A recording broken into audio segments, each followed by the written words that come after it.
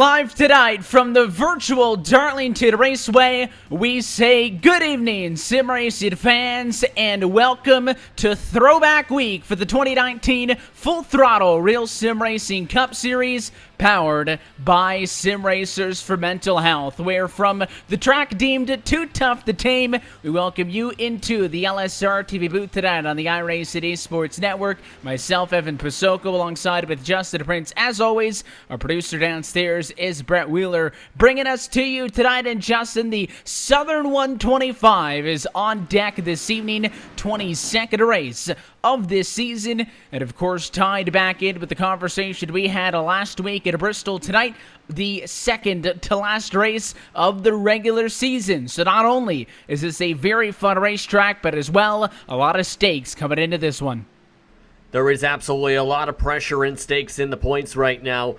At the moment, 5 drivers outside the cut line still have a chance to move themselves into that top 16 for a shot at the championship. Drivers like Fredericks, Parrish, Caldwell, Bohr, and Kalis all have to try and get their best races possible potentially tonight, because they're going to need a lot of points to try and bump guys like McClendon, Rittenberg, and Jones. And don't forget, Evan, your race winner last week in Dylan C. Jones put himself just barely in the playoffs with that win last week.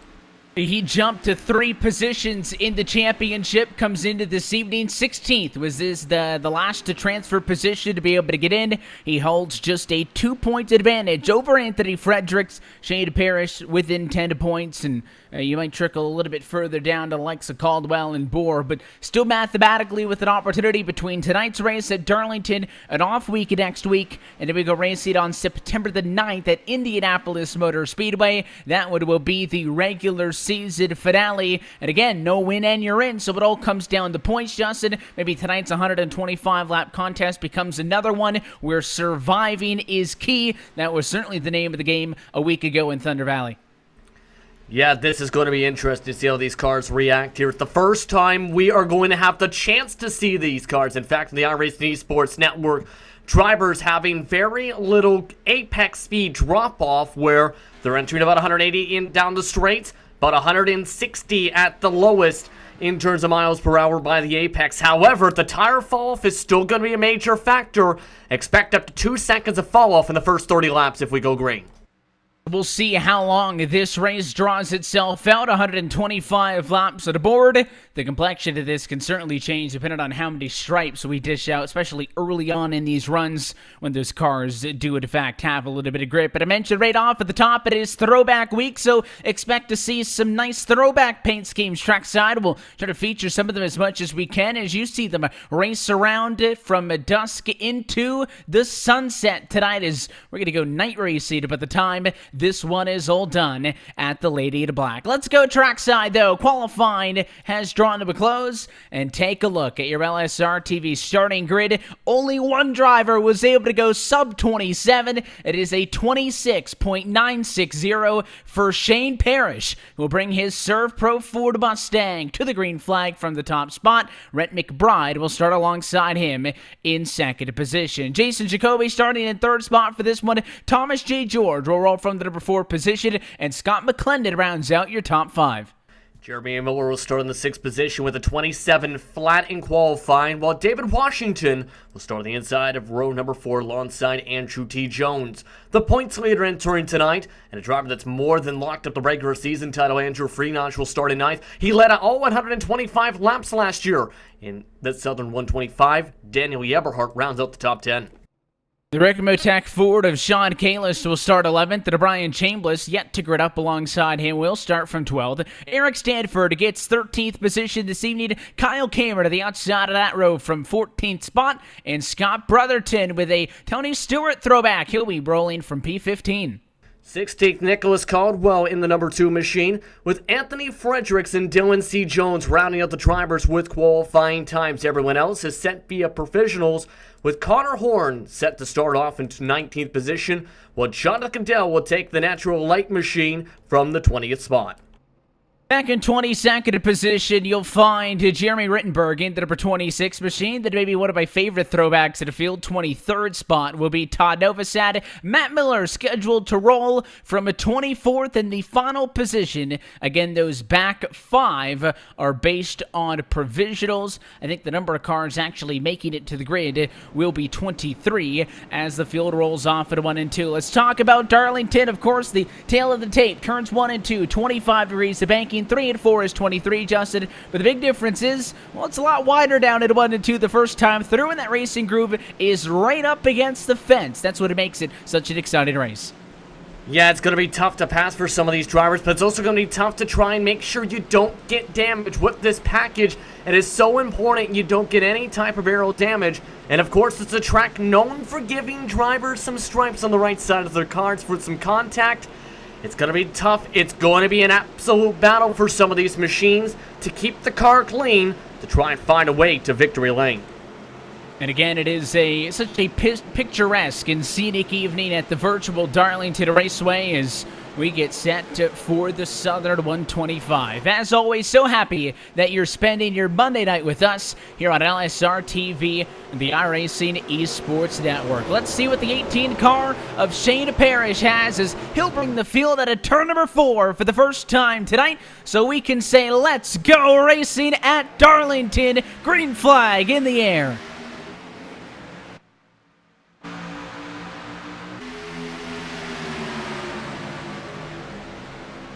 And it looks like a couple cars got squirrely heading into turn 1. Andrew T. Jones nearly tank slapped the safer barrier, but everyone else looking okay. No, in fact, Rhett McBride tapped the outside fence. They're 3 wide heading into turn 3 nearly. It checked up the whole line behind him, so all the cars that passed were on the inside line, but Anna George behind McBride had to get way out of the throttle. At a battle for the race lead at the completion of lap number 1, it'll still be the 18 of Parrish into control, but Jason Jacoby makes a move. He'll go 3rd to 2nd position, and Scott McClendon around the inside goes 5th to 3rd. Then you pick up that 5 of McBride, who again just simply missed turn 2 of the first lap. That's going to happen all night long, but a very inopportune time to do so with how packed tightly together there. Our top starters were side by side for the race lead again. Jacoby to the inside as they'll drag race to turn number 1. This is not really a racetrack that you go side by side into the corners at a lot, but Jacoby wants to force the issue, and I think it'll pay off as Parrish can't hang on up top, and the 3 car early to the race lead. And in those kind of situations, Evan, at turn 1, regardless of the package, you'll see a lot of drivers give the space. If someone is already like that further ahead, like Jacoby was, why fight? Why risk making contact? Because drivers will try and cut that little tiny bit of the apron into the entrance of turn 1, then push on up. That one can potentially damage both your races. It's better to think smart instead of hard. And we'll see maybe if that'll play off for Parrish, allowing the 3 machine to take the inside and not anybody getting separation from one another. McBride lost another spot, though. David Washington in the 98 has gone 7th to 4th. He was the most recent car to pick up a spot here outside to pole sitter. McBride has fallen down to P5, but it may not be done yet. Here comes Andrew Farinas. Oh, and the 5's into the wall again. This time it was on quarter number 1 entry, and he got a lot of damage. It was a hard hit. 4 cars, 5 cars by on the inside as everybody on back to Anthony Frederick's going to go on through. That 4 car needing a big night. Yeah, Fredericks right now just 2 points back of the cut line and needs to keep up with Dylan C. Jones, if not finish in front of him for obvious reasons. Jones, though, is the last car running in the field at the moment that made it to the starting grid after Connor Horn missed the start. So he's going to have more trouble, though, for second spot, Parrish. That's Parrish, the 18 car. Your pole sitter spun out and he just got tagged. That was Todd Novosad, who tried to squeeze by on the outside. Novosad was behind a bunch of cars, couldn't see the 18, and he gets a pretty good look at the left front. Early yellow here from Darlington. We'll take a look back to the replay to see what happened with the 18. He was in a side-by-side battle with the 51 of McClendon, and I don't really know if there was contact there or what, but the 18 kind of just got driven out of room hard into the outside wall and then bounced back to the inside and back up in traffic and almost got away with it, Justin. But again, the 34 machine at Novosad couldn't see, saw smoke, kind of dove to the middle of the racetrack to see what was happening, and he's lucky he didn't plow right into him.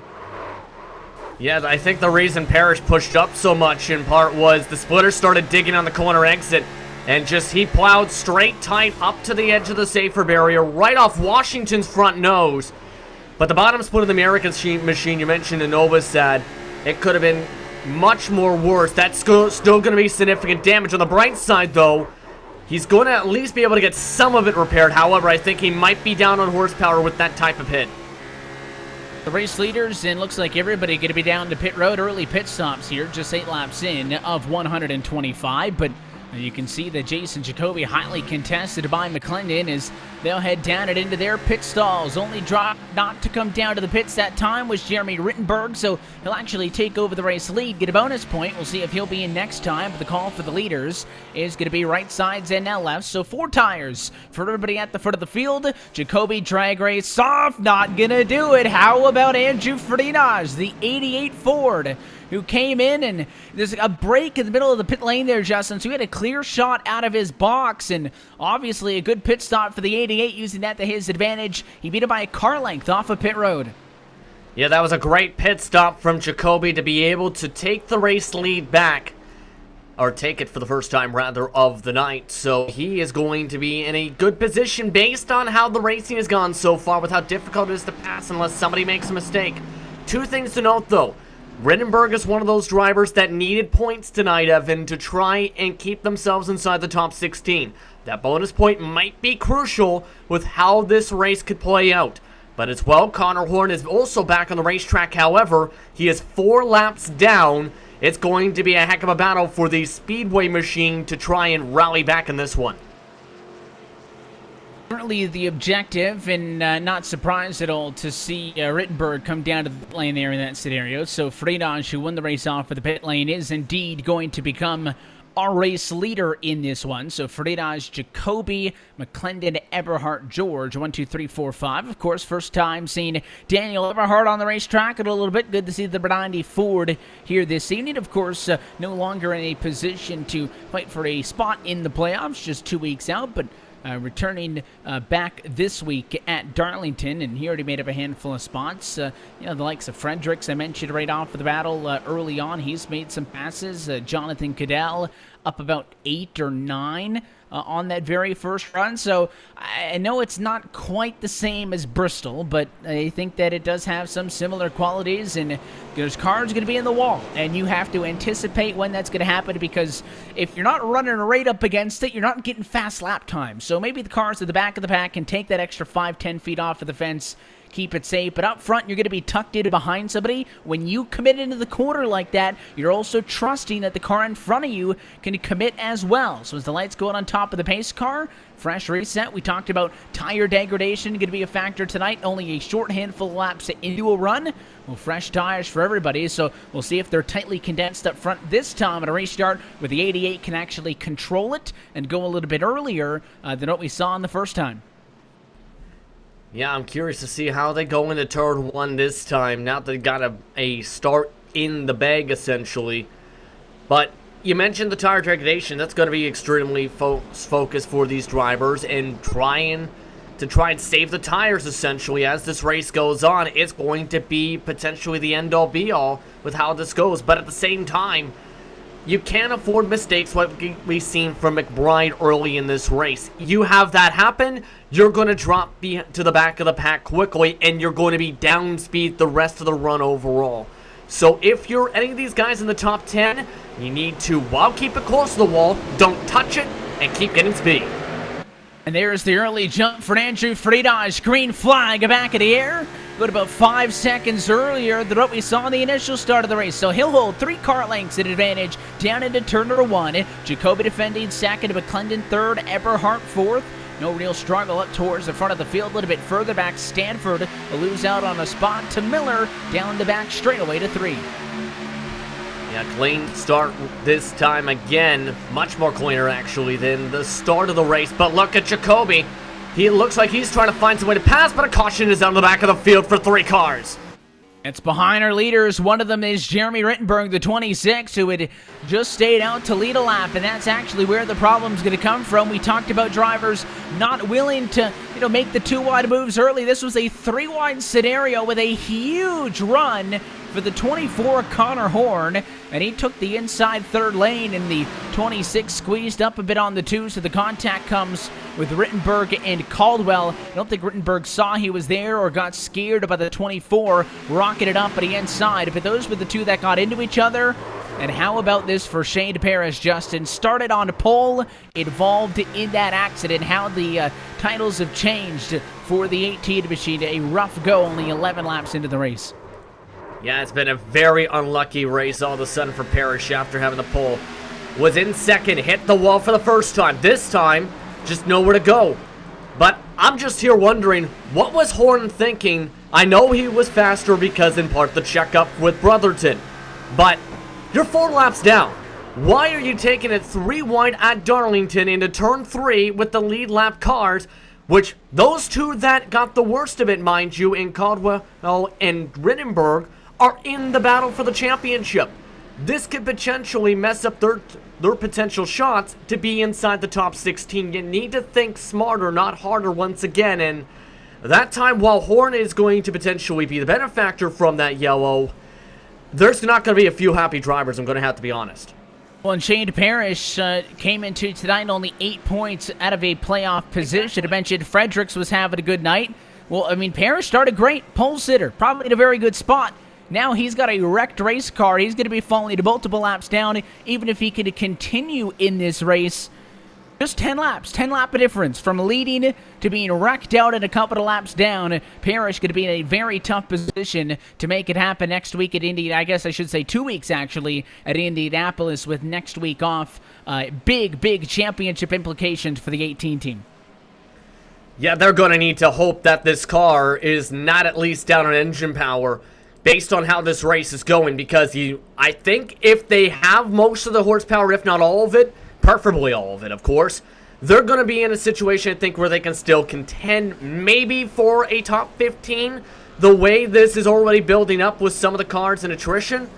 But if they're down horsepower already, it's going to be tough to, I think, even finish 16th or 17th unless you have a few DNFs come your way.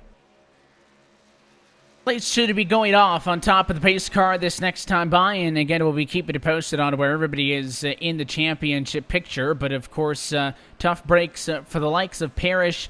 Anthony Fredericks, who we mentioned, needs a good run. He's doing all right. P9. We're only 14 laps into the race, so it feels kind of funny summarizing what has only been 2 opening race incidents. But of course, they both seem to have been quite detrimental to the drivers who are fighting for playoff positions. Dylan C. Jones, another driver who did not take a time in the qualifying session. Now a bit different. His SK-SimRacing Ford Mustang still pretty as could be and undamaged, but of course he's the driver that came in on the cut line. So, for the U3 machine back at 18th, he's going to have to survive this race, keep it clean, and of course with the issues with Parrish, Fredericks, his main concern, because again, coming into this evening, Fredericks was only 2 points behind him, and he's currently outrunning him by what looks like a handful, about 8 positions on the racetrack. So, wide points, but if Anthony Fredericks in, Jones out. So, I would not be surprised to see the 03 turn it up a little bit, but later on, maybe not this early.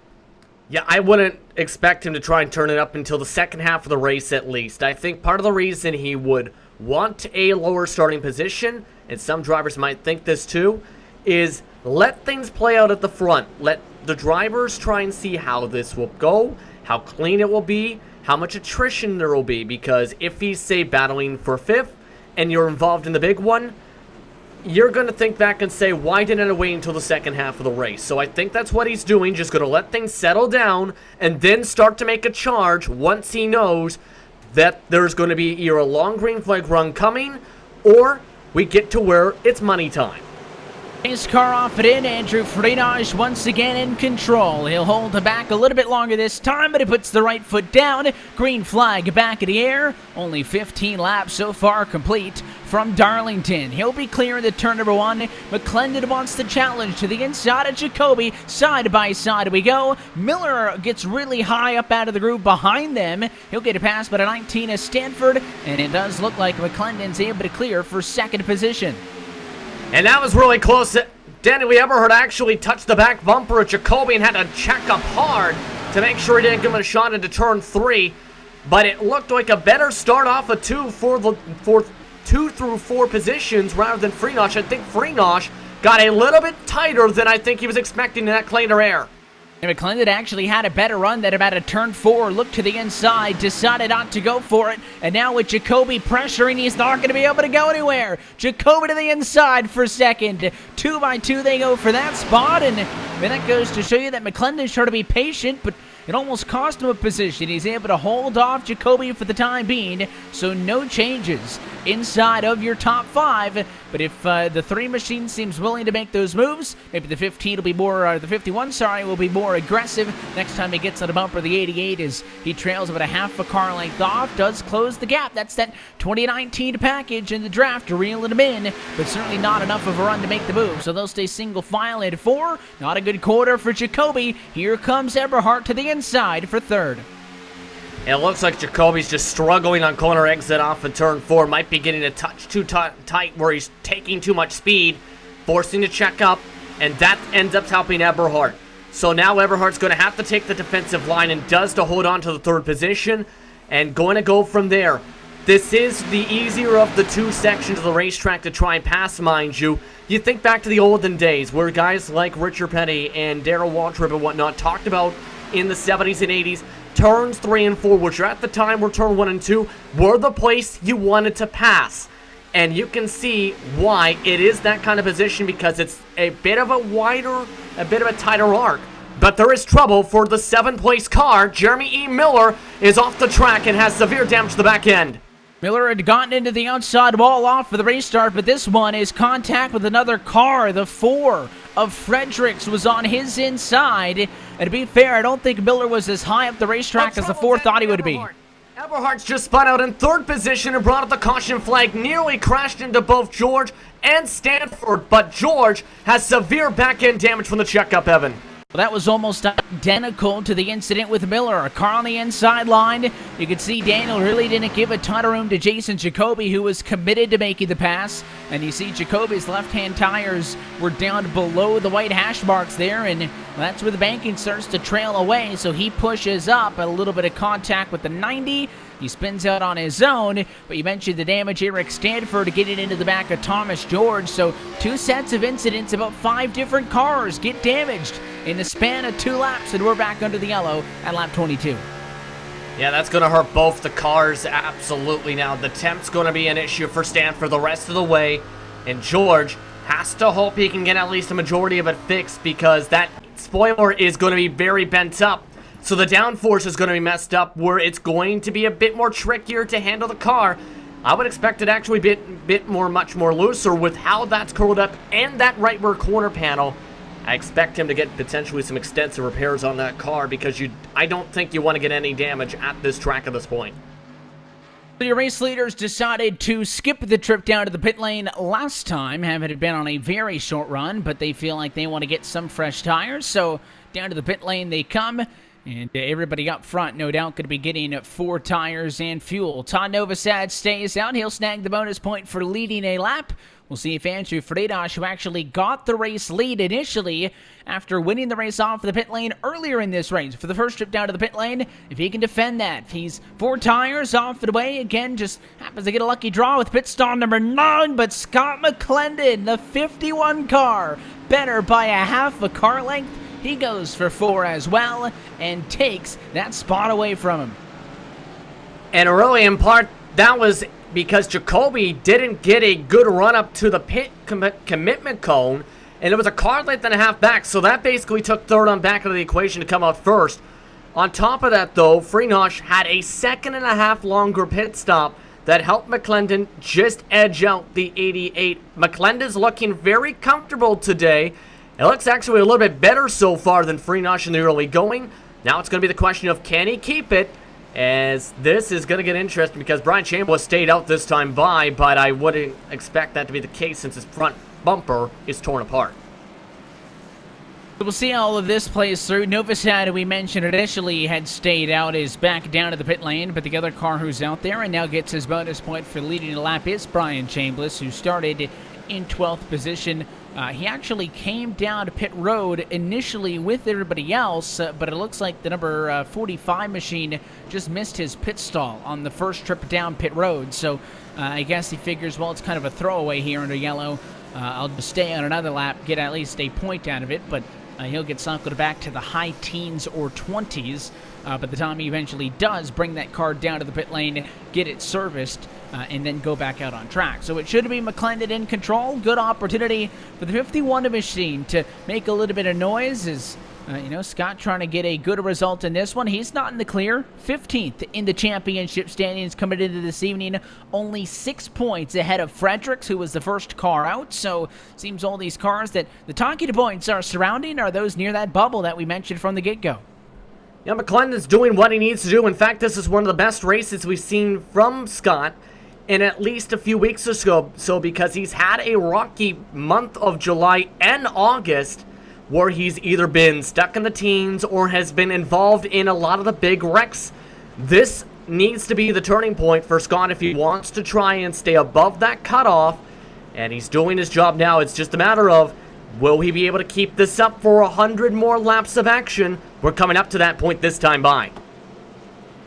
Yeah, still a long way to go in this one, but the math is nice and easy. 25 down, 100 laps to go. First opportunity to see the number 51 machine in control of the field on the inside of the front row. So Friedage ends up shotgun in second position, George third, Jacoby fourth, Eberhardt fifth. So not a lot of changes there, but Friedage is up 7 from where he started. Eberhardt's passed a handful, but it feels like all these cars made those moves pretty early on. I would be interested in seeing what a Kyle Kamer has. The number 8 car, 14th to 6th for this restart.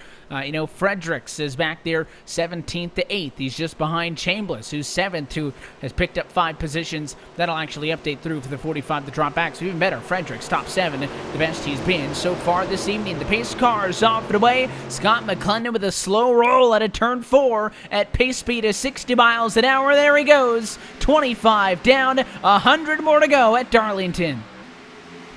And that's what type of start he needs to have, and for anybody the control car has to have all night. If you don't have to worry about the driver on the outside, it's much more comforting to work your way through 1 and 2. Look at Jacoby and George. Jacoby dived nearly to the apron to try and get to the inside of the 9. He's going to get the potential run. It's just a matter of, can he clear him on the exit? No. Now the 9's going to get back on him. George blocked him at a 2, but he saw the 3 with a big run. Jacoby tried to go low. The 9 blocked him about a lane, but Jacoby persisted, but a really shallow entry hurt the 3 cars, so in the end, nothing changes, and George stays 3rd. Jacoby runs in 4th, but a battle for the race lead is on. Friedage is on the deck lid of Scott McClendon, but didn't want to look to the inside, and Scott's been getting up against that wall, showering some sparks on the cars behind him.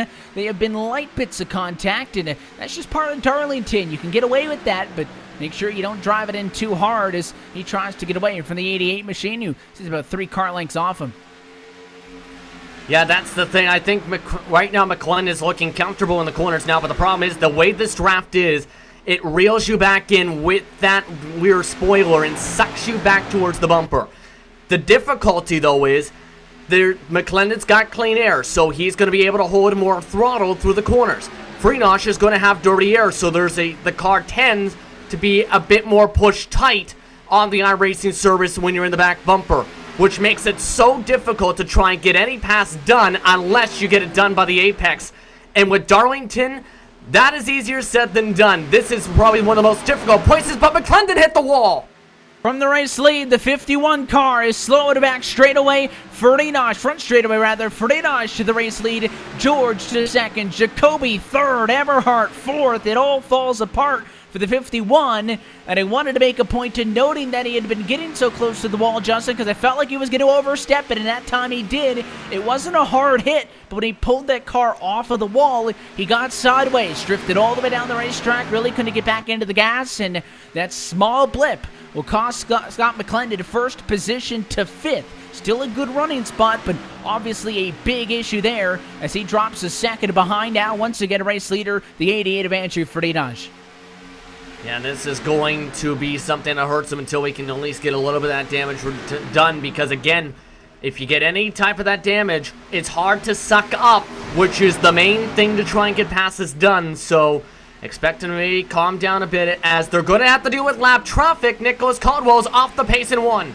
First time seeing that for the top cars. The 2 will hold the outside, and they're going to squeeze down low. Eberhardt wanted the outside, though, in the corner, so it does hurt him a little bit. Don't really think he lost much, though. This 4-car pack of George, Jacoby, Eberhardt, and McClendon still tucked up on each other, not far behind them. Rhett McBride wants to join the party in the number 5 machine. Again, both cars at the front row have had a rough go at it. Your pole sitter Shane Parrish is back in 19th, but still on the lead lap. Rhett McBride started second, also dropped back a bit, but he's in P6. It at least looks like the race car still got some speed in it, as now 3rd position is where the fight is. Jacoby to the bumper, the 9, but maybe suspecting that Thomas may not be so willing to give him the spot based on the block a little bit earlier. Didn't go for a late dive that time in 3.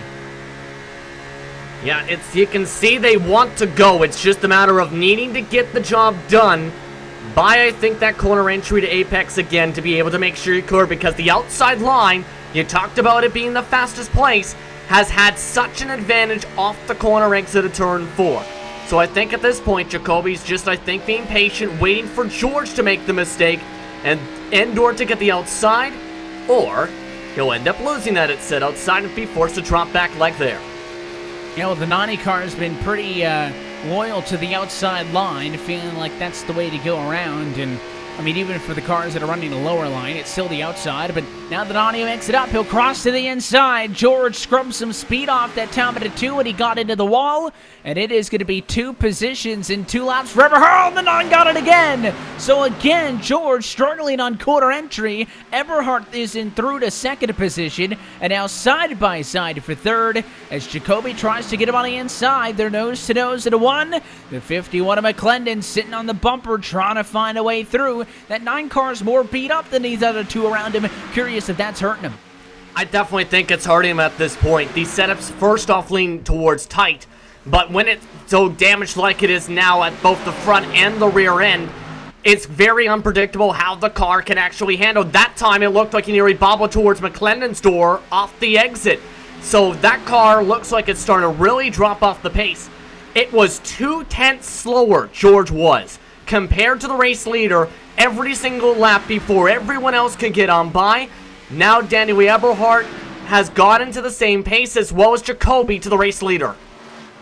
Yeah, that 2nd advantage for the race lead is the biggest margin that we have seen so far this evening, and that time by the interval is going to go actually in favor of Eberhardt. So he's going to try to pick away at this from the 2nd spot, and we'll see what the number 90 machine has. Again, first time on track in a couple of weeks here in a Full Throttle Real Sim Racing Cup Series powered by Sim Racers for Mental Health. 20 cars right now running on the lead lap, and just taking a quick gander through the field. Most cars have a fair bit of separation. Still think this battle for 4th and 5th probably the most compelling. And I know that Jacoby was the better race car in that prior fight with George, because once he got around him, Justin, he's pulled away a little bit. So I think McClendon probably faster too. You see the 9 car falling further and further behind. It's up to the 51 though to find a way through. And maybe again with that mistake getting into the outside wall and losing the race lead, he may be more timid to do so than some others. Yeah, plus the tire fact where it's starting to come in. We've dropped down to the 27.9s, pardon me, and the low 28-second bracket. So it's going to be even more difficult to do so. Drivers are going to have to start really lifting off. That time McClendon sent it way too hard and nearly turned him. Yeah, so just not working out that time for the 51, and in this case, he nearly got into the 9, but he's actually going to lose the spot. Here comes the 5, Rhett McBride, all the momentum. Half a car length, now 3/4 of the way clear, but he cannot close it, and admittedly a very good recovery for Scott McClendon, who comes from back in 3 and 4. The 5 car had almost completed the pass, and he's able to defend P6, or P5 rather, over P6, but now the process resets. He'll have to try to close that 4 car length disadvantage up to George all over again. And again, George is on top with this damage, down a lot of straight line speed. He's actually now dropped 7/10 off the top 3. Nearly tank slapped the wall again through 3 and 4. And this time I think he's just going to say, you know what? I've held them up enough. I don't want to get a risk of car contact. and it's now just letting McClendon by. The next car back, though, is a teammate. Wouldn't be surprised if he lets him go as well. Kyle Kamer, though, I wouldn't be surprised if he starts to fight once again with some of the history upon him, honestly, with some of the Aegis cars this season. You could see with the older tires that McClendon was really going to struggle to complete the pass to the outside. So the 9 let him go topside. He'll do the same thing here, just simply running that lower line all the way through the corner that allowed McBride to get the run of steam, and McBride will also clear him. So Rhett McBride to 5th. Thomas George trickling now down into the number 6 position. Of course, Thomas 3rd overall in the championship, so in a very safe position, and no concerns about any late to playoff implications here. But it is interesting when you look at the complexion of the top 4 in the championship. Justin, Andrew Ferdinand at the very top by a mile, 169 points ahead of the next closest car. But Ferdinand with 9 wins on the season. Jason Jacoby, who is 4th in the championship, has 4. Well, then you got Eric Stanford and Thomas George. They are 2 of only 3 cars who have started every single race this year. Neither of those cars with a win yet. So it would be interesting to see if George and as well if Stanford could find that little bit extra, because again, the win and you're in does come into play once we reach the postseason. Honestly, right now, with the damage they've taken, I would take it out of the equation tonight, Evan. But there are some tracks where I think you can definitely talk about guys like George and Stanford finding a way to victory lane. They've been close a few times. George has almost came close to some of the 2-mile circuits and some of the contact coming to the stripe. I wouldn't be surprised if George is the first of the 2 to win a race in the postseason. He just needs to be at the right place at the right time and not get contact, as well as hopes the strategy falls in the right way during some of the playoff races, because I think he can get the job done this postseason. And the advantage that, I talk about the consistency for those 2, 21 races is a lot to make. I think the average for your playoff drivers is 19 races made. So you can get away with missing a handful here and there, but when it comes to the playoffs, you're talking about 3-race spurts. There isn't going to be, I'm going to show up every week and those top 5s and top 10s are really going to add up. Not to say that that's the only reason why Stanford and George have been very good. They are 3rd and 4th in the most top 5s and top 10s amongst anybody in the field, but you are going to need to get those top 5s at minimum when you start to talk about advancing deeper into the playoffs, say the round of 12, especially the round of 8, if you want to make it all the way to Homestead, Miami, and fight for a championship. So certainly driving styles could change depending on what situations you're put in. I feel like that may also be the case in 2 weeks' time at Indianapolis, once we get a concrete idea of some of the damage that some playoff bubble drivers may have taken in the points after this evening, but now starting to stretch things out and try to get some green flag laps in. Daniel Eberhardt had looked like he was closing on Andrew Ferdinand for the race lead. It had trickled down from about a second to 0.8, but it has now gone the other way. 1.5 seconds to the good for the 88 Ford out in front. He's actually getting faster and faster with that clean air. The only driver that has been able to even have times near that bracket has been maybe McClendon for here and there. Eberhardt this time a little bit touch quicker with some of the traffic here and there, but it's free. This is one of Freenash's type of racetracks. One where the tire work can come into play, where he is a strong, long-run driver and can just take off and away. There's a reason he dominated so much in 2018 with the last package, where he led every single lap at Darlington. And essentially, remember, had 10 victories on the campaign and is on that range again. This is the type of track in his wheelhouse. He didn't know what to expect, but right now, he is having a near-repeat performance compared to 2018 Southern 125. But a lapped cars mixed into all of this. It is surprising to see Shade Parrish a lap down early in this one. Again, your pole sitter really needed a good points night this evening, and he's going to be kicking himself, maybe mad at some other drivers for how tonight has transpired.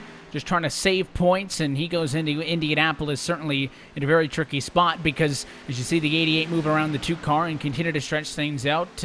Closer battle, see some cars within half a second of one another, but I mean nothing too crazy. Dylan Jones and Jonathan Cadell are fighting for 9th and 10th. In fact, Jones just took that spot away, so there's a good fight with the 03 and the 69 car, and 24 in front of them's a lap machine, Connor Horn, slow from the get-go, and he's trying to make up. He was 4 laps down. He's now 2 down, so that's somebody who could maybe pull for a couple more yellows here to get back in this thing. Yeah, but the problem is the more cars that go 1 lap down, the more unlikely he's going to be on the lead lap tonight because of missing the start. And he was, I think, one of the drivers that might have been in contention potentially for at least the top 5 if he was able to make said start. So it's going to be a tough drive for Horn. He's going to have to turn all the laps and see what happens, because all it takes is a few cautions to get himself back into the potential strategy. Some quickie yellows specifically, so he can try and take the wave. Just looking through 17 on the lead lap, so it's a three-way battle for the Lucky Dog spot. Parrish, first car lap down, Novosad and Miller. Of course, the next car to go a lap down would be Scott Brotherton. He does have about a 9-second buffer or so. As actually, speaking of Miller, he'll come down to the pit lane in the number 78 machine. So maybe some early pit stops in the strategy focus, and 26 car will pull down, get out of the way for the race leaders. Let's see if anybody up towards the front wants to come down, and we'll see how it plays out. 125 laps, about what we've expected from our intermediate racetracks. Tad bit more at the intermediate racetracks this year. Of course, Darlington a little bit under that 1.5 mile benchmark, clocking in at 1.36 miles in length. But I got to think that, Justin, if they could go a little bit longer, should be able to do this on a one-stop? I think at this rate, it is a possibility. We've seen drivers here at Darlington with the old package go as much as 60 or so laps, so it is in the realm of possibility with some of the early cautions. Wouldn't be surprised to see that be the case with these drivers. Still 70 laps to go, though, when we turn, 20, 30 laps on this green flag run? Again, I would say yes, I think it's likely we'll see a one-stopper in this race. And it all comes down to if they feel like, of course, oftentimes you can go a lot further on fuel than they actually do, and that's mainly because the tires play an important factor. Let's take Freenage for an example. Best lap of the race was a 26.942. That's actually pretty blistering. That's better than the pole time for Shane Parrish, but his last lap was a 28.7. So you're talking about nearly already 2 seconds of fall off.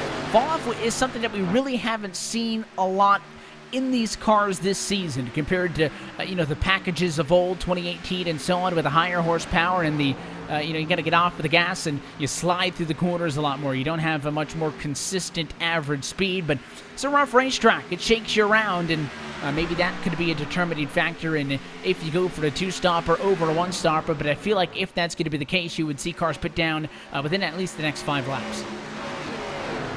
Yeah, I think potentially at this point, if that's the case. But you mentioned the amount of fall-off. Take a listen at how much this is. Remember the speeds I mentioned on fresh tires, drivers going up to 180 into the corners. They were dropping down to 170. Now, with the fall-off and how the tires have gone in and how the car has gotten tight, they're dropping as low as 145 because of how much they have to let the car roll and or drag the brakes a touch to make it through the said corner. So that's what happens again with the fall-off, and why it's so important with this package to, while maintain speed, to also not burn up your equipment too early. If you just try and floor it around like an Indy car, well, you'll end up burning up the tires in 15 laps, especially that right front with how the fixed setups are on the service this year. And some drivers might have got coaxed into giving it a little bit too much off of the restart. We had those very short runs early on. You're thinking, all right, well, we've had a handful of 5-10 lap runs. Obviously, this restart's going to be important. I'm going to go a little bit harder off of this. And, of course, that just happens to be the run that happens to break out into a green flag stretch. So you always have to manage. Even if you feel like it could be a short run, you can make those moves early. No doubt that that's the best time to make passes when you're all stacked up on one another. But you do have to be smart about it. And I think that the cars up front that you're seeing now, Freenage and Jacoby, have been some of the better cars at conserving equipment to last on a long run. Speaking of which, though, this battle between first and second, I wouldn't really call it a fight, but they're a second or so apart, but it's now gone back the other direction. It all started with Eberhard chasing down Freenage after he made a pass to get to second. Andrew then pulled about a second and a half away. Well, the gap between first and second is back down to under 1 second, 9/10 last time through. So maybe Eberhardt's the one who's got this one figured out on the very long run. Just as I bring it up, though, it goes a 10th back in the favor of the 88 car. They'll be halfway home next time. I think it's more so the timing of when drivers are reaching the lap cars and how Eberhard is able to get by them. I think he's doing a little bit more efficiently. And Freenage at this point is looking not strong in 1 and 2. That's where Eberhard is strong. The thing is, though, that 90 is weaker in 3 and 4, and that's where Freenage has gained a lot of the time back. So it's going to be a bit of a back and forth, I think, at this rate. As long as it keeps on staying clean and clean and clean, if you end up causing problems, you'll have trouble. The reason the time, by the way, went down this time by Evan, Frinosh scraped the wall into turn 3. That cost him a 10th alone. So if he keeps doing that, the 90 still has a shot. 63 laps complete, 62 to go from Darlington. Let's take a look top to bottom at your Ford Entertainment Group Midway race break. The battle between first and second continues as we've described. Freenage leading atop. Daniel Eberhardt currently scored in second position. Jason Jacoby still runs third. Scott McClendon back up to fourth, and Brent McBride is hanging on in the number 5 position. Thomas George sliding down. He's P6 for now, but Kyle Cameron in 7th is all over the back of him. Dylan Jones not far off at 8th. Fredericks 9th, and Jonathan Cadell a top 10 car. Stanford's currently battling 11th position and is still fighting hard for that set position, along with drivers like Cadell, who ended up getting swapped out of that spot. David Washington's in 12th position. Brian Chambliss is in 13th, with Jeremy E. Miller in 14th spot. Sean Kalis is running in 15th at the moment with some damage in the Rick Miltech machine, while Andrew T. Jones is in 16th. First driver lap down is Scott Brotherton in the Home Depot throwback to Tony Stewart, with Shane Parrish still chugging along the pole sitter in his number sake in 18th spot. Connor Horn, first driver, 2 laps down to 19th.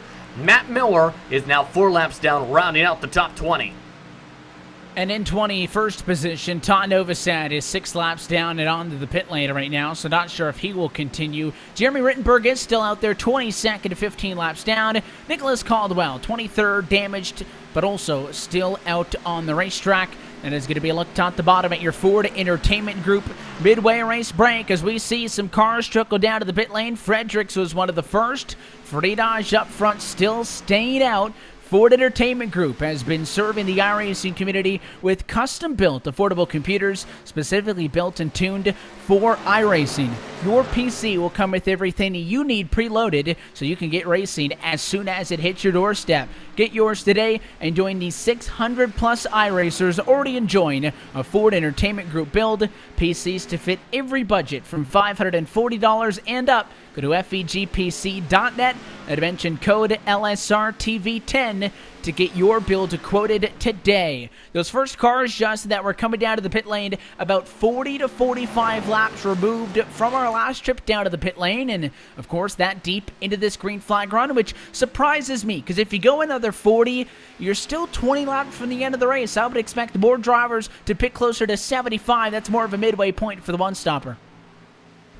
Yeah, maybe they're trying to prioritize the tires. That's the main thought I got with that type of strategy now. So I think they're trying to think, I think that they're going to be able to see if they can gain in more time by prioritizing fresh tires. Daniel Eberhardt's now coming into the pits, though.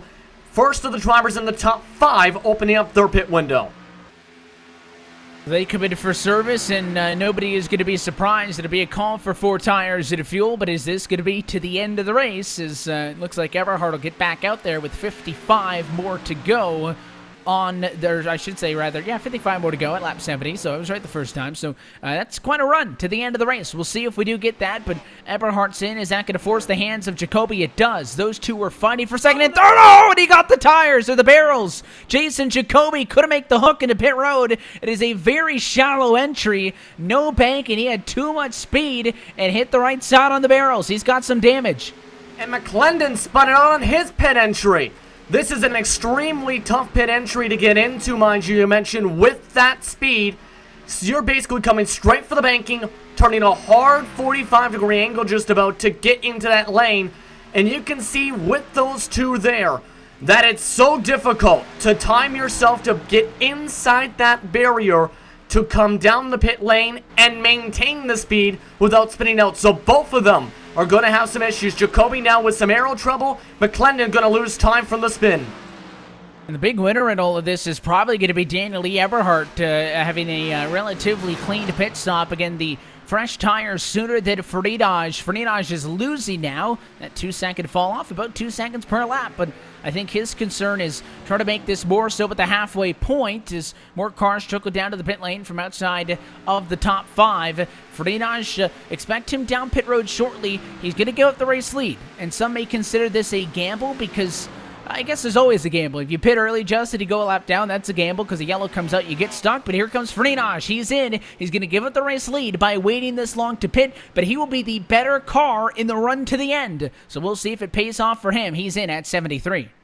Yeah, he'll have some of the fresher tires inside the top 5, but for drivers like McBride, George, Jones, wouldn't be surprised if they try and stretch it at least a few more because we've seen how much fall-off there is.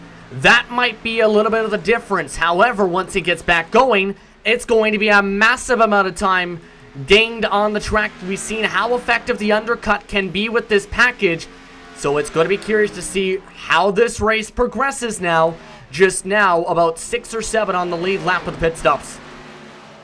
Long trip down to the pit lane. You mentioned that the turns 1 and 2 used to be 3 to 4, and that's why you see that empty pit stretch on the back straightaway sometimes. Of course, they flipped it around, and it is a long downhill trip actually on the front straightaway, so you got to watch your speed. Frenage is in and out. He will blend back up into traffic, but the Donnie car is going to pass him right there. There he goes. So Jacoby company all on through, but it is positions gained in all of this for these cars, and now we'll see if this can play itself out. Certainly Frenage hoping so. Some cars still trying to get a yellow to catch back up and into the mix, but not everybody has come down yet. Brett McBride, still your race leader. I believe we're waiting on all 70 cars on the lead lap to pit, so that's McBride, George, Jones, Kamer, Stanford, Cadell, and Washington.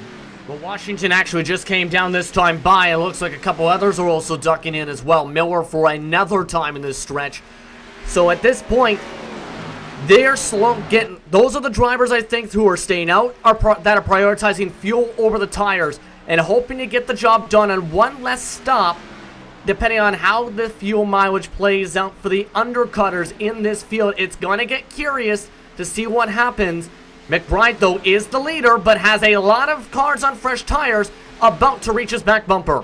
And a little bit of miscommunication there, trying to get on through. The 5 started to go low to let them buy low. That's, though, where Jones wanted to pass him, so then they both started to go up the hill, and maybe small hesitation there. That could have actually cost Jason Jacoby some time, because the 3 cars in the midst of all of this, he'll now go by on the inside of the 64, so again, just getting hung up with some lapped cars, and in this case, those lapped cars are actually your race leaders who are running 29.5s. Very slow lap times as the 5 car will now dive down in 3, and he'll bring it to pit road, which means Thomas George, who has had a little bit of a rough night in the number 9 machine, got some damage, but has been fighting through it. He'll now go to the point. And he's still at least a couple tenths off, I think, a lap because of the straight line speed issue with the damage. But look who's reeling him in. Within 0.5 of a second now. We talked about Dylan C. Jones waiting for the right moment, waiting for the long run to start going. Well, he's reached that point, and now he's going to take the lead for the time being with George ducking down to the lane, and in turn has a chance to lap Horn. He has taken over the top spot, the 03 machine, in fact, right there with him. You mentioned Horn. Horn has been running for the better part of this exchange now, actually only 1 lap down. So the 24, I think, is trying to stretch this and catch a yellow. Connor Horn also has not pitted. He was last down at lap number 23, so his lap time is going to be absolutely abysmal, but if he can catch a yellow here, it'll help him out. And Jones now, the 03 car, going to dive down to pit road. Not the greatest entry, though, into 3 as he got down to the apron and then washed back up. Again, there is so much apron in 3 and 4, Justin, that's kind of uninhabitable. You don't run down there, and you got to get way up against the wall. So there's tons of time here. At any racetrack, you can lose and gain time on green flag pit stops, getting out, but especially here on entry, so much time to gain if you can nail it. Yeah, right now the best driver who's entered that pit lane, again, has to be Frenage so far because he hit it near perfectly. We've seen Jacoby before he touched the barriers. He took it so conservatively, he went down to the wall all the way through turn 3. And that still didn't even work out. So it's kind of an art to try and get into there. Even real World Cup drivers have spun out on that entry. Should note, though, the net race lead is now owned by Daniel E. Eberhardt after the pit stop. However, it is a 0.4 of a second, a lap difference each time around because of Freenosh on the fresher tires, who is currently in P4 in the 88. Car is trying to get by Kyle Kamer. That's Anthony Fredericks. Kamer is your actual leader who is yet to pit, and the 4-car tried to squeeze by on the outside, bounced off the wall, and came about a half a foot from taking out your race leader. There's a couple of cars in this mix. Sean Kalis is there, Jonathan Cadell, who's actually second on the racetrack right now, so that was a close call. Cadell will give up the second position. He's going to come down pit road, and as expected, you said Eberhardt is the net race leader for the time being reeled in by the 88, and what we expect if this race were to stay green to be the battle for the win. They are just now waiting on that 8-car Kamer to pit, who's still out leading this now by far on the longest run anybody's done tonight.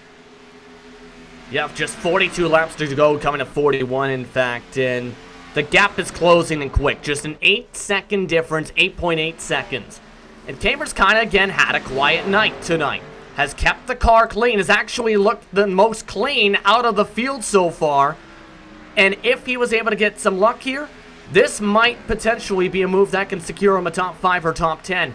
However, he's going to, again, probably be just about done on the fuel. Going to have to come into the next few laps because I don't think he's going to get this caution the way this race is playing out unless something catastrophic was to happen. But the net race lead is on. Eberhardt forced to the outside by Freenosh. The 88 looking low, but he's not going to make the move, so they'll stay single file. Look at the number 19 to machine, roll it up at a scene. Here's the move down low, though. Freenosh side by side. Oh, they're going to door bang. Eberhardt is into the outside wall, and he'll scrape along the fence on the front straightaway. Contact, and Freenosh goes back to second position, which again will cycle through to the race lead. Looked like the 90 came down, the 80 came up, and Freenosh bowled his way through. Fortunate there's no yellow there, but Eberhardt now down to pit road. It looks like he's parking and might have got some severe damage after that. That was again with the teammate, though. Take a look at this. You mentioned the bobble down from Eberhardt. Got a slight bit loose, but was able to straighten it out. However, Freenosh was trying to battle for the position and actually was pushing tight. Ends up dooring him right towards that end, but Eberhardt again, just again, as I mentioned, had just saved it from getting a touch bit loose on that bobble, and that's why he slammed so much hard right, trying to keep it off Stanford as well to avoid damaging his other teammate. And now all of a sudden, Freenosh has a massive advantage on the racetrack by 4 seconds after getting in contact with his own teammate. And Eberhardt, you mentioned, taking a toe to the pit lane. His night is done. Again, no longer in a position for points on. Freenosh is into the outside wall again. Your race leader on his own just slammed the wall at a turn number 2. That was a hard hit on the right-hand side. The 19 gets by him. The 24 going to get by as well. All of these are lapped cars, not for position, but Freenosh only sitting at 4.2 seconds, now 3.9 ahead of Jason Jacoby, who becomes second position now. Needs to keep it in check. That's a couple of pieces of contact that could have ended his night there. 2 incidents, the one with Eberhardt and the one with the outside wall there within 5 laps of each other, so he needs to watch it. Miller into the wall in front of him. This is what it is. It's just a landfill, a landmine of, traffic up in front of you, and the 88 gets by another one, but close calls left and right.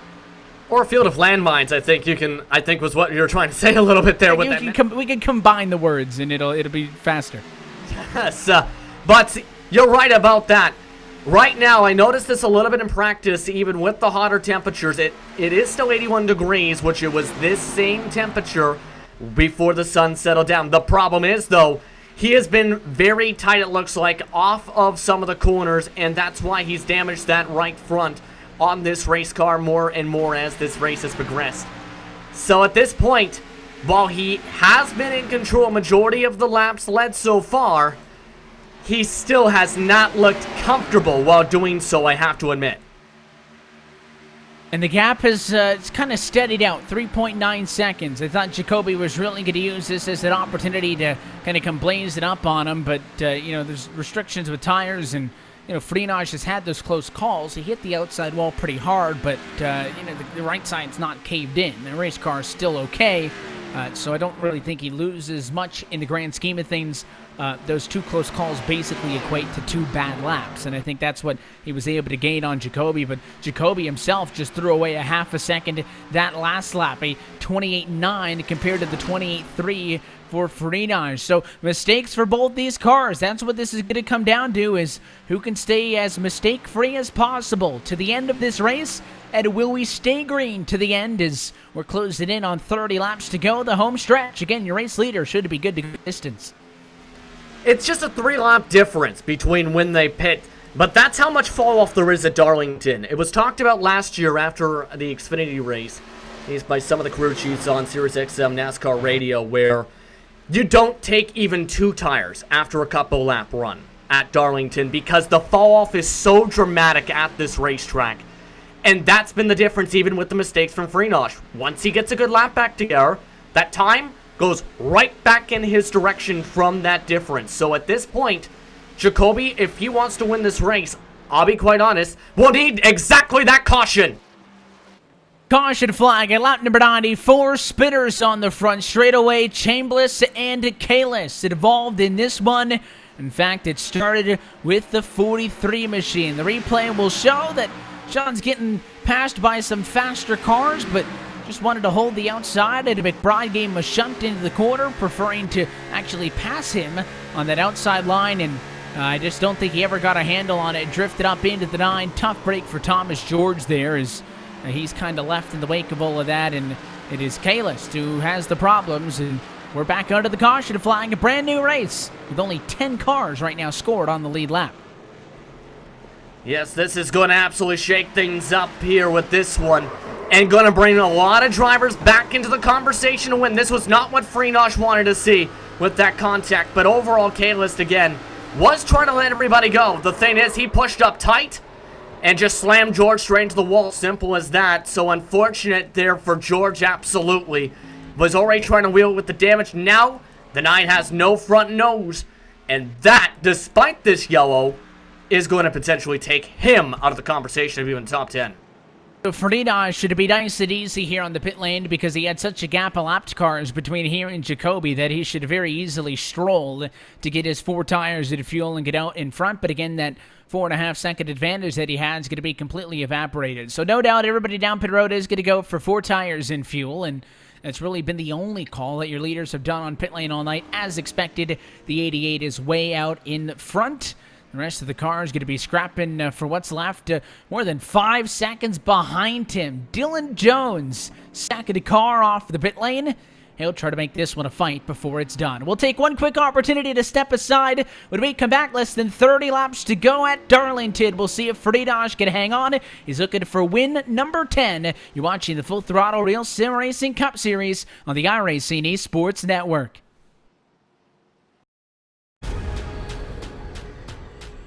The most realistic online racing sim ever made. This is iRacing. Detailed laser scan tracks, fully dynamic real world cars, and over 50 series to choose from. 6 online world championships offering over $100,000 in annual prizes. This is the original esport racing game. This is iRacing.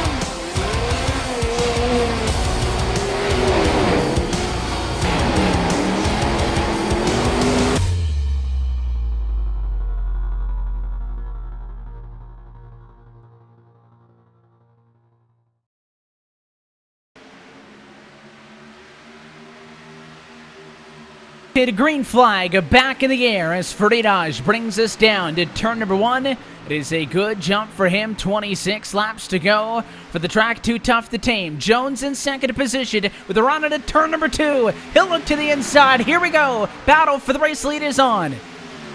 And Jones has been waiting for this moment all race long. Now he's got a shot to try and take this lead. He just needs to time it up right. The problem is he's not on the preferred line at the bottom, forced to let Freenosh back on by. But remember, the driver he's fighting for that cutoff is just behind him at Anthony Fredericks. Right on his bumper. Fredericks scored in third position. Jones almost had it the first time. He'll try it again. To the inside of Freitas. Drag race down and into the corner. Quarter entry going to be key, but he needs to be able to get off. He'll slide up and slide job him. Dylan Jones with an aggressive move to take the race lead away and to kind of force the 88 into a spot. Hit me or let me go. Freitas chose the latter, and Jones is to the race lead. He parked the bus essentially on the slide job, just I think what he needed to do with the aggression needed on these starts with this package. Now it's going to be the question, can Jones pull away?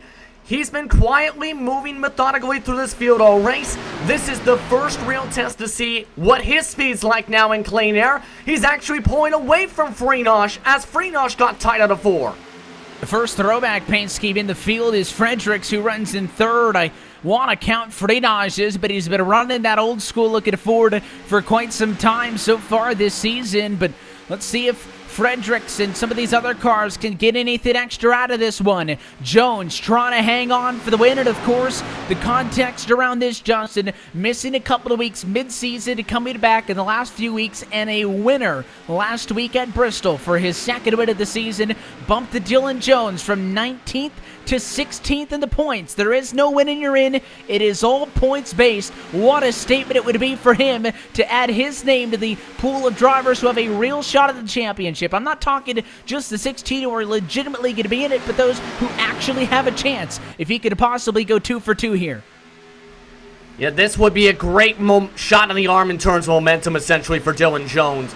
Both his wins so far have been on short tracks, Bristol and Richmond Spring Race specifically. This would show he can perform on these mile-and-a-half around range with the lower horsepower and give him a little bit of a boost into the postseason if he can hold on. That's the main thing.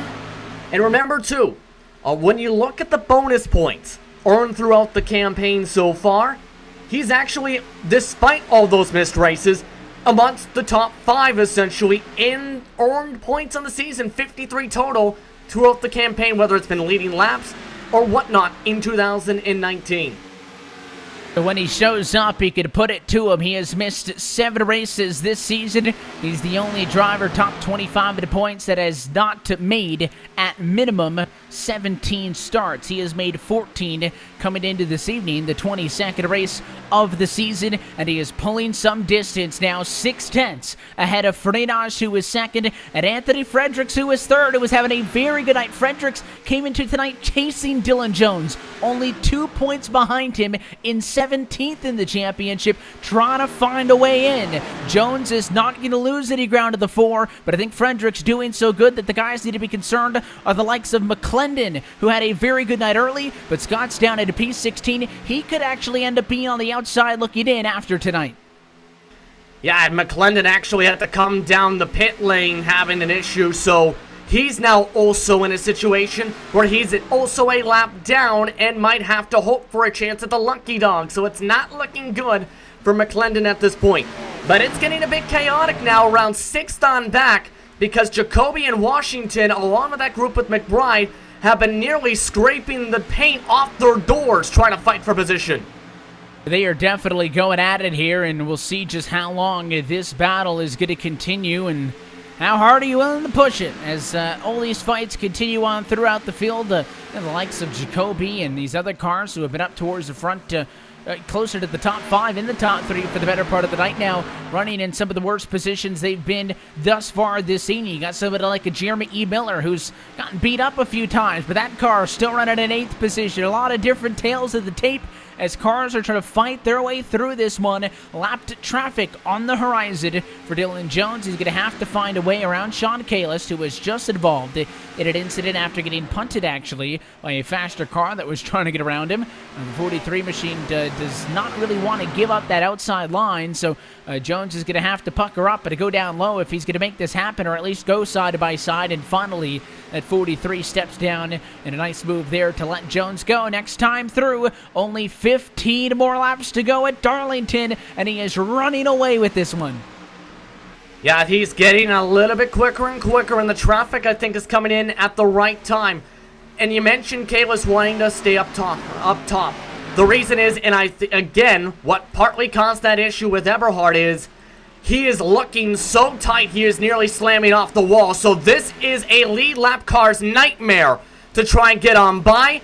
Nearly bobbled a slight touch trying to get at Fredericks. He had to, I think, tap the brakes to make sure he didn't come up into the leaders this time. The 4-car sprung on through, but Eric Stanford doesn't want to let him go. So let's see if Stanford can get something out of this. He's been pretty quiet tonight, admittedly, for the driver that started in 13th. And if we're tipping a cap to him, how about Fredericks? We really haven't talked a ton about the 4-car, because he started back in 17th position. So two very different drivers here. Fredericks fighting for his life. 17th. That's your race leader, Dylan Jones from the 03 car, is slow. He lost it all on his own out of 2. He got into the outside wall, got slow on the apron, and it took him so long to recover. We'll get a look at that on the LSR TV replay. He throws it away with 13 laps to go. Frenage down to the race lead. He carried way too much speed heading into the apex. That's the thing. Didn't let the car breathe too much, let it roll in, slams right into the fence, and forced to wheel that machine to make sure it didn't hook right to the infield wall, because that's ended so many races at Darlington. But now that has thrown away the potential win because of that one mistake. The main mistake he's had all night in the 03, and it could cost him the victory. Right now, it looks like it is going to. He lost overall there 2 seconds of time. His 1 second advantage is gone, and he's a second behind Frenage. Even if he had the speed to catch him, he would have to get around Stanford and Fredericks. I suspect we're going to see a pretty good fight here for second, third, and fourth at a racetrack. But for all the speed that Andrew Frenage has had, he hasn't had to luck into a lot of wins this season. But tonight may be one of them. 10 to go, and Stanford slapped the wall. The number 19 car got too friendly with the outside wall there. He lost some time. It was actually 11 laps to go that time. Yeah, now coming to 10 to go, but either way at this point, now it's going to be the question of what do you do if you're Jones falling behind? It is a teammate car, should note, in front of the RealSimRacing machine. However, depending with the way this order is, it would be about, from my math, about 1 point difference between Fredericks and Jones if this is the way they finish. If Stanford lets Jones on by, or Jones tries to pass that 19, then it will be essentially around what we had coming into tonight with 2 points. So I think Jones needs to make the pass, or hope Stanford makes the pass on Fredericks. The 19 car trying to get on the inside of Fredericks. He had the positioning, but not enough to lock it down. So he'll drop back in line, and this fight resumes. If I'm Jones, I want to get back up and onto the bumper of that car in front of me before he can get on to Fredericks. But again, teammates, we'll see how well they behave with one another. And certainly you would expect that they would cut each other more breaks than not. That 4-car of Fredericks really seems committed to the outside line. So Stanford again trying to make it work. Oh, and a 4-car gave it too much. The outside's going to bite Fredericks. He's bobbling all the way down the front straightaway. He'll block Dylan Jones, but he got into the wall, and Stanford now into second position. Yeah, too much speed on the corner exit. It's been in so many drivers tonight. I think he knew he was having a trouble third of the way through the exit. But that was a heck of a move to make sure he didn't slam into Stanford. But now it's going to be tougher now to hold on in front of Jones, because that is significant right front damage, right where that is not where you want to have because of the speed.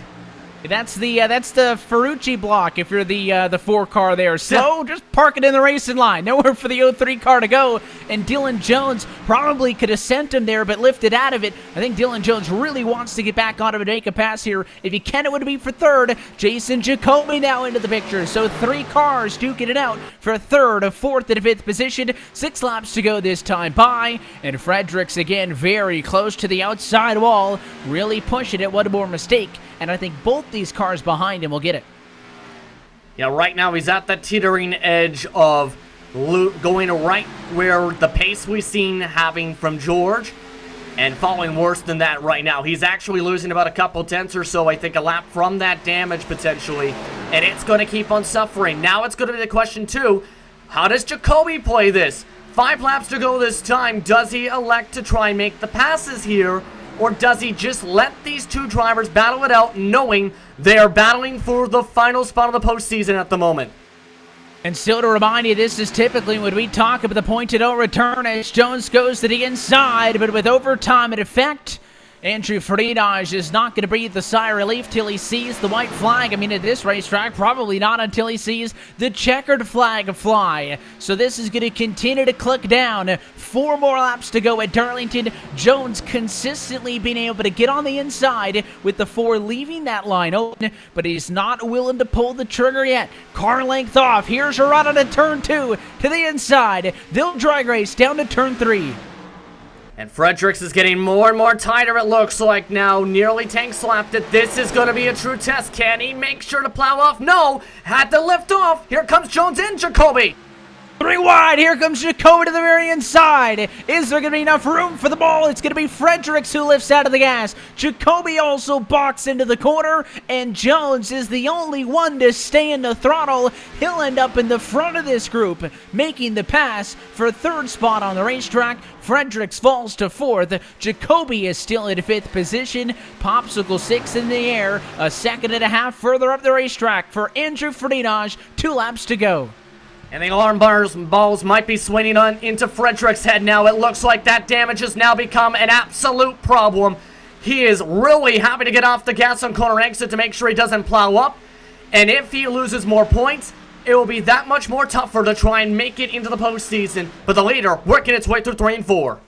So maybe the 3 machine can play into that on the 4. Pressure him. How hard is Anthony Fredericks willing to fight? That battle for 4th position, maybe the best one as we look and get a white flag last lap, and Andrew Friedage out in front of the pack to the tune of 1.6 seconds is going to ring his way down the back straightaway as he tries to get home free at Darlington in search of what would be a double-digit win, number 10 on the season for the by far dominant car this year. Andrew Friedage makes it happen at Darlington, winner tonight for the 10th time this season. Eric Stanford 2nd, Jones in 3rd, and it was not enough at the very end. Jason Jacoby pressured enough, taking the spot away from Fredericks. And for Friedage, this ties his total from 2018's championship campaign. Man, he's actually looked more red hot than last year at this point. Remember, though, in 2018, Evan, when he won the Southern 125 then, that started a 6-race winning streak. Now it's going to be the question, what does he do this year? And that is still to be determined. Of course, this one, you mentioned the win tying his mark from last season. He still has 11 laps to go before he is done. And certainly he's going to kick it into the gear because the playoffs is when it gets real for him. What a win for Andrew Friedage. Of course, after this, we'll head into an off week, and it is 11 straight weeks of action. Those back 10, of course, being these 2019 Sim Racers for Mental Health playoffs. Friedage celebrating on the front straightaway, back in a familiar place. Race winner tonight at Darlington. First one for him in 3 weeks. I know I make that sound like a lot. Last time he won, he went back-to-back New Hampshire at Watkins Glen earlier on this season. So he'll take the long way around, and we'll take one more opportunity to step aside. We'll come back, talk with your top finishers, set you up for the off week and the regular season finale. finale in 2 weeks' time at Indianapolis. You're watching LSR TV's coverage of the 2019 Full Throttle Real Sim Racing Cup Series, powered by Sim Racers for Mental Health. Post-race action still to come from Darlington, right here on the iRacing Esports Network. My name is Steven Corpenos. I'm a senior web developer here at iRacing, and I work on the beta UI. It's funny because iRacing has been around for 10 years, but we want to keep delivering the best possible user experience to our customers, and we've found that the old UI isn't exactly what we're trying to deliver in 2018. We want to use new features and provide the best possible experience when using the sim. One of the projects that I've been working on is some custom heat racing configuration for hosted races. We've been listening to our customers. Everyone's been asking for custom heat races. Maybe you want to tweak a few things with the preset iRacing configurations. Well, now you can using the beta UI. So once you're at the home page of the beta UI, you just go to create a race. Then from there you go to your set race options. And you'll notice here under event types, you can actually choose heat racing. First, I'm going to show you how to create a new format from scratch. You can choose the number of entrants. And as you can see, when I made that change, the change was actually reflected on the right side in the graph. Also, you can use the estimated duration at the bottom of the graph when you're changing the length to see what the total duration of your event will be. In addition, you can customize every aspect of the session information, practice, qualifying, heat races, consolations, and of course, the final feature race. Because the beta UI allows us to develop features that are robust and complex, this feature will be exclusively available on the beta UI. Once you've made all of the changes, you can hit save. Say you forgot what you selected. You can always preview it using the preview format button. We are very excited to release the brand new heat racing configuration feature that will be available in Season 3 of iRacing.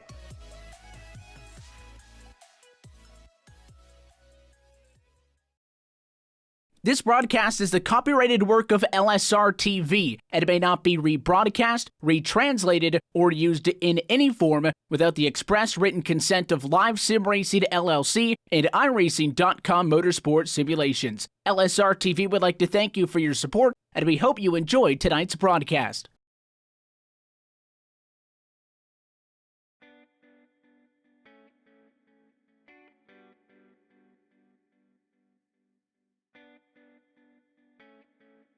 And back live from the virtual Darlington Raceway, where tonight LSR TV's coverage of the 2019 Full Throttle Real Sim Racing Cup Series, powered by Sim Racers for Mental Health, continued into the 22nd week of competition and the Southern 125. Happy that you're still with us at Air Home for Sim Racing. Evan Pasoko, Justin Prince, and Brett Wheeler with you. We will go trackside, talk with the top finishers in just a few moments. First, before we do so, let's recap this one. Look top to bottom at our Ford Entertainment Group full race results. Andrew Friedage to victory lane to the tune of 1.9 seconds, matching his career best to 10 trips to victory lane in a season, with still more to come. Atop Stanford P2 and Jones in second. We'll talk with all of them momentarily. Jason Jacoby, Anthony Fredericks, they duked it out on the white flag lap and finished 4th and 5th. Wright McBride gets a 6th place finish.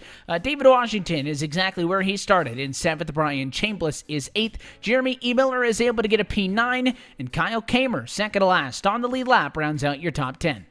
Jonathan Caddell recovered to an 11th place finish, was involved in some here and there situations in the back. But the first driver lap down also recovered, drive for Connor Horn, coming away 12th. However, Scott McClendon came away 13th. Remember, he had to pit about 5 laps into that final green flag run. He comes away 13th with that situation. Jones to 14th, with George being the last car lap down in 15th. 2 laps down with Scott Brotherton, was Shane Parrish 3 laps down in 17th. Sean Kalis, who had made contact, remember, with a couple different cars tonight, finished off in 18th in the 43 machine. Daniel Eberhardt, he was fighting for the net race lead with his own teammate Andrew Freenosh before he and Andrew made contact off of turn 4, slammed the wall multiple times to the right side, finished 39 laps down in 19th.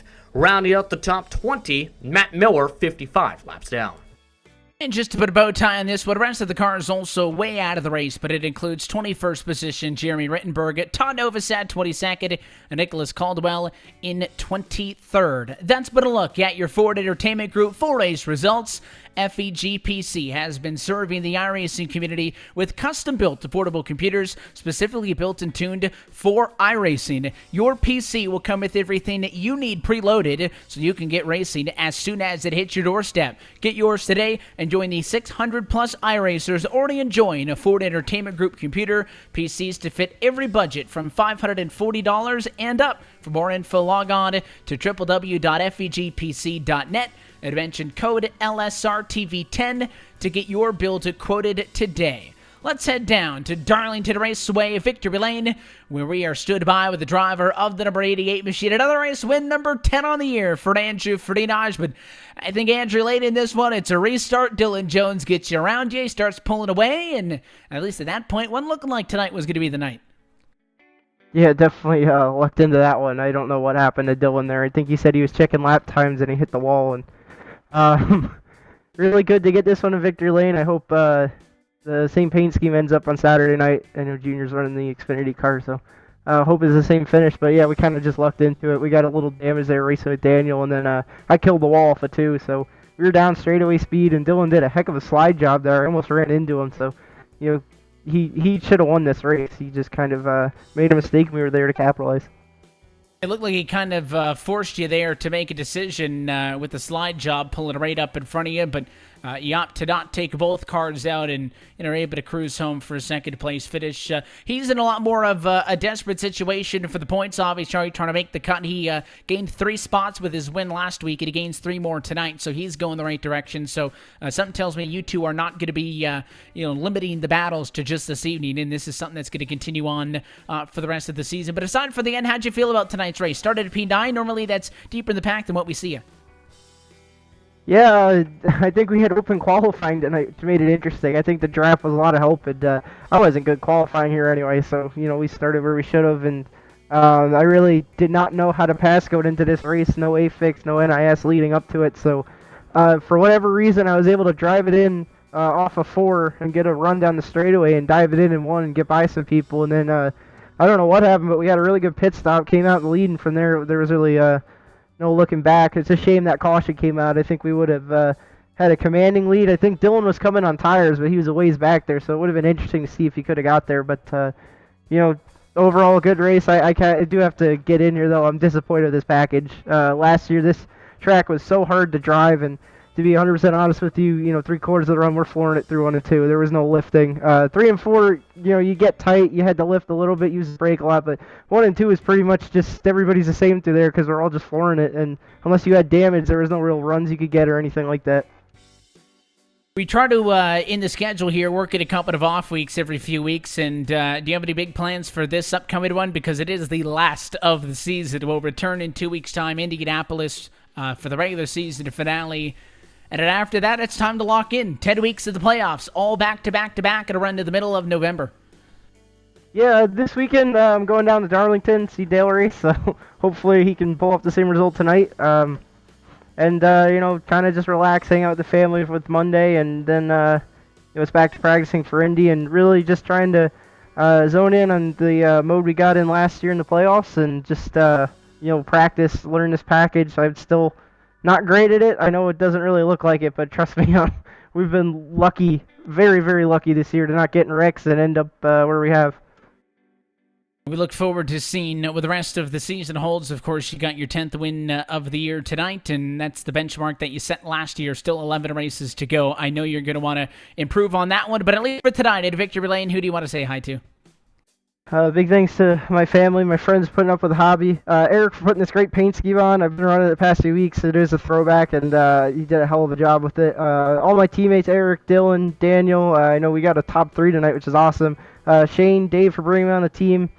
You guys for broadcasting, Brian for doing the admin, and all the fans for watching. I hope we put on a good show for you guys, and all the drivers in this league. Love racing with you guys. Race winner tonight at the track Too Tough to Tame. You figure it out. Andrew, again, congratulations and thanks for your time. Enjoy the race. Enjoy the one-off week, and we'll catch you, but it gets serious at Indy. Thanks so much. Have a good holiday, everyone. The race winner tonight of the Southern 125. Second position in this one to Eric Stanford, who so close again just to do a trip to victory lane. He comes home at P2 this evening. Yeah, standing by with him as part of a team 1, 2, 3. In fact, Eric, it was a bit of a battle actually for your car. You started in 13th before coming away with the second place finish. Talk us through how you felt you did tonight at the place Too Tough to Tame. Yeah, it was definitely tough in traffic. I mean, for the most part, when I had that damage I got, it really kind of hurt me a little bit there. And, yeah, just that damage killed me. How much so? Because Andrew mentioned he had some damage. He was hurting on straight line speed. How much were you hurting because you were involved in one of the earlier events? Yeah, I think it was Daniel. I don't know if he got hit or if he just got loose and spun out or what happened, but Thomas George was right in front of me and I didn't see it, had to check up, and I rear-ended him, and I think I had like 30-40 seconds of damage. I thought it was going to hurt us worse than it did, but we got it all fixed, and we got a little bit of damage later on in race 2, tagging the wall here and there, but at the end there I wasn't catching Andrew anyway. I burned the tires off. But on top of that, though, it was a fight to hold on to second with even what was happening with drivers like Jones. You had drivers also fighting behind you at some points as well. How difficult was it to try and defend your position here? Because while it is a tough place to pass, it was one where we've seen many times drivers try and get their way to the inside line, and in the best case scenario in some cases was to pull off the slide job. Yeah, it was tough in turn 1 because, I mean, if you got a guy coming behind you and he gets a little edge on the turn 1, and it'll just shove you up to the wall. I mean, in 3 and 4, for everybody else is running the high line, but for me, I was running the bottom line. It was hooking pretty good down there, and I was making up time, but it's just a tough track all around the drive. Now we have 11 races to go, 10 of which are in the postseason. Next/last race on the regular season at the Brickyard. As we head towards the final stretch of races after Labor Day and the break, you are currently the top-ranked driver without a victory this season. In your opinion, what's it going to take to get yourself to victory lane for the first time in 2019 to change that statistic? Probably Andrew wrecking and not finishing a race. Okay. If that is... Okay. What if Andrew doesn't wreck? How do you try and beat him is probably a better question. I think probably just going to fall down to like a caution or pitch strategy or something like that. Unless we get a good track where I'm pretty good at and I can stay with him. Okay, with that, though, one second to last question. As Evan asked to Andrew, he is going actually to Darlington, in part to watch the Xfinity race in person, where Dale Jr. is going to be back in a race car. What are you going to be doing with your Labor Day race weekend? Just spent it with my family. We just had our first kid about a month ago. So I'll be spending the weekend with the family doing that. With that, is there anyone you want to thank for being a part of your top 3 finish today? I thank my wife for letting me do this, putting up with me, and Kamer, Washington, Jones, Andrew, Daniel, Sean, everybody over on the team. Congratulations on the second place, Eric. Thank you. And for Eric Stanford, that is, again, a second place finish. His 9th top 5 in total this season so far, Evan.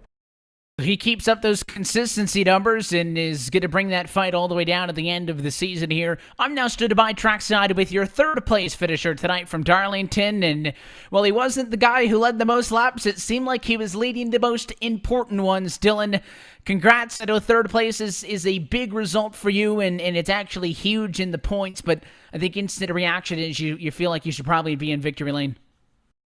Yeah, I mean, I think we kind of got lucky to get in that position we were in. And Andrew had some right front damage, which I think was really hurting his car, and should have took off to an easy victory there at the end of that. But we choked pretty hard there, and salvaged a third place, I guess. So slightly a bright side. Well, Andrew was talking about just how different these cars were in this race compared to how they were last season. And, you started 18th, so you saw your fair bit of traffic tonight. How'd it drive out there? It was really tight. I really didn't get much practice this week, and I just took it easy, trying to feel things out there.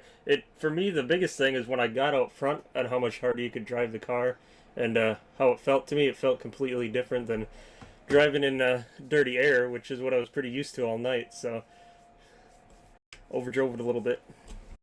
Well, the big topic of conversation when we spoke with you last week at Bristol was obviously you jumped from 19th to 16th in the points, and after tonight you jump another 3. So the unofficial points out of tonight have you scored 13th in the championship with one race left to go in the regular season. This late season push has been good for you guys, but it is only a margin of +6 to the cut line.